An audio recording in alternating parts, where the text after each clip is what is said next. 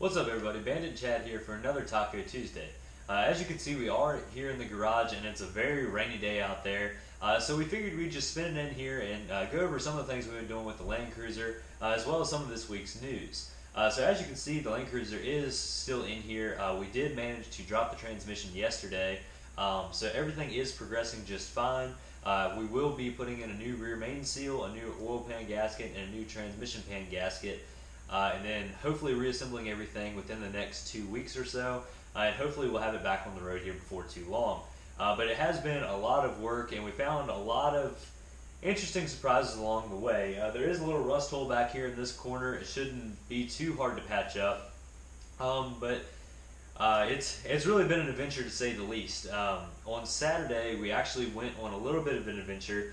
Put about 500 miles on my Tacoma going to look for parts for this thing. So we did end up with a new fuel tank, sending unit and fuel pump and everything else, as well as some tank straps for that fuel tank and a windshield washer fluid reservoir. So hopefully with all this stuff it'll just come together nicely and everything will work out just fine. If you do follow our Instagram, you may have seen that I was considering a fuel cell for a little while, but I think just in an effort to save a little bit of time and do a little bit easier route for now, we are just going to go with a normal fuel tank that was made for these Land Cruisers.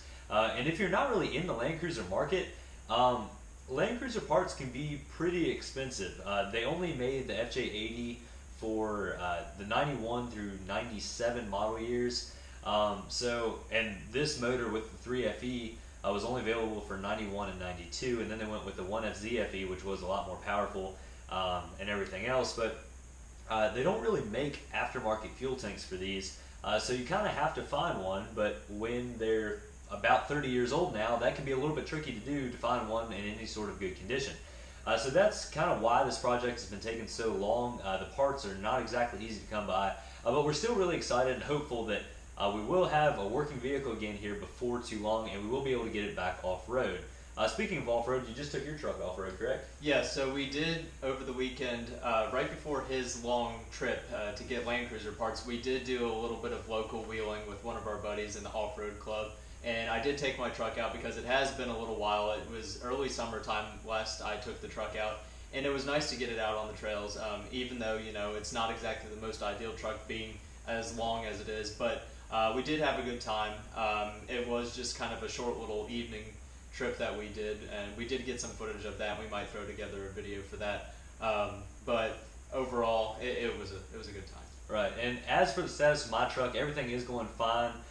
We averaged about 22 miles to the gallon over my 500-mile trip, so nothing too bad about that. And there is one little issue that developed.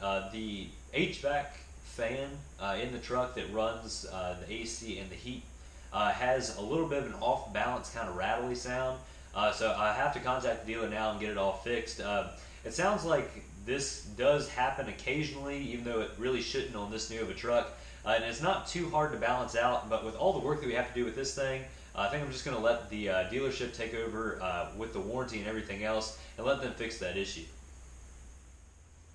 So moving on to the news that we do have for this week, we did see online that the Mercedes X-Class, what we're thinking is what they're going to call it, was seen spotted track testing.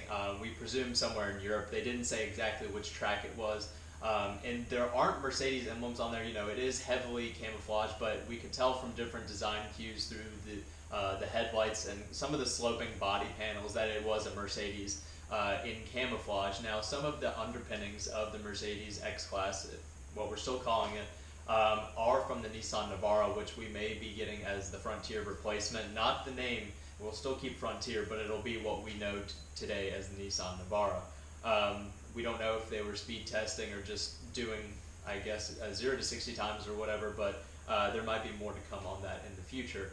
Now, moving on to some Toyota and Mazda news, their joint venture in a plant has been narrowed down to 3 to 4 states as far as their location goes. Now, I believe what they were searching for was an open plot of 1,000 acres that they could put this big plant on.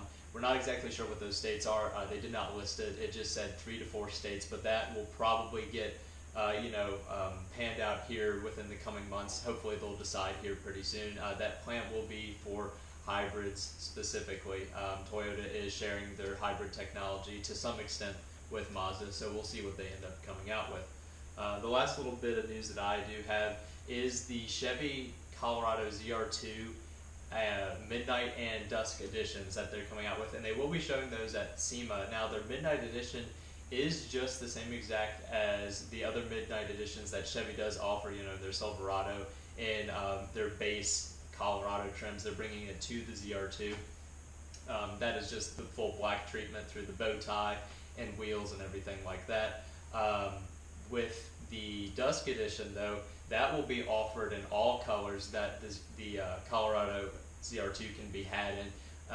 And one thing that we found kind of interesting was that the spare tire wheel is actually getting the treatment as well for the black gloss color, whereas usually the spare tire doesn't always get you know, the fancy paint jobs with right. it. And actually with those Colorados, something that I noticed on my dad's truck, he actually recently just bought a new Colorado Z71, is the spare tire doesn't actually match the tires on the truck. So like with our Tacomas, you know, I have Goodyear Wranglers on all four wheels that touch the ground on my Tacoma, and then the spare is the exact same thing. Now the wheel on the spare is, you know, a little different. It's just the steel wheel, but all 5 tires are exactly the same. However, on that truck, the Z71, you actually get the same Goodyear Wranglers that they have on the Tacoma TRD off-roads. However, the spare is just a normal kind of street economy tire. That's interesting. Yeah, I didn't know that. Yeah, I thought that was really interesting, and probably a lot of people will never even know. And you know, probably most people's spare tires just rot hanging under the vehicle anyhow. But in the case that you do need one, especially when you're off-road, personally, I would like to have one that matches the other 4 tires on my truck. So certainly something to be looking at if you are looking into one of those trucks. And moving on to some other news this week. Of course, it wouldn't be another week if we didn't have some more Jeep news, of course. The JT truck, the new Wrangler truck that will be coming out, we got a little bit more details on that. Now, the gross vehicle weight rating for that truck is 11,600 pounds, and they're saying it can tow 6,500 pounds. Well, if you subtract the two, you should get the vehicle's loaded weight, you know, with fuel and everything else, and that comes up to over 5,000 pounds, and that seems like a heck of a lot. Our Tacomas don't weigh that much. And you would think with a vehicle with, you know, kind of less refinement and removable doors and everything else, it probably would weigh a good bit less. But that's, at least from our math here, that's what it checks out to be. So 5,100 pounds for the new JT truck, which does seem like a lot. And of course, with that longer wheelbase and overhangs and everything else, won't be quite as good off-road as the Wrangler, but it should still be a great contender and give a lot of competition to the upcoming Ford Ranger and the Tacoma. Now, as Chad also mentioned, SEMA is coming up here in only a couple of weeks now, and that kind of kickstart the whole auto show season. You know, after that you have New York and LA, and then they'll do the whole circuit around the United States, and we'll be seeing a lot more concepts here in the coming weeks. And you know, they're saying that this new JL Wrangler is a 2018 model, and yet we still haven't seen 100% what it's going to look like. We've seen a lot of cues and we've seen a lot of renderings, but we've not seen, at least from Jeep, a release of what that will look like. So there's a bunch of different vehicles that we're waiting on, and hopefully we'll see all that and be able to share it with you all very soon. But that pretty much wraps up everything we have to talk about for this week. So thank you all very much for watching. Have a fantastic week, everybody. Catch you next time. See you guys.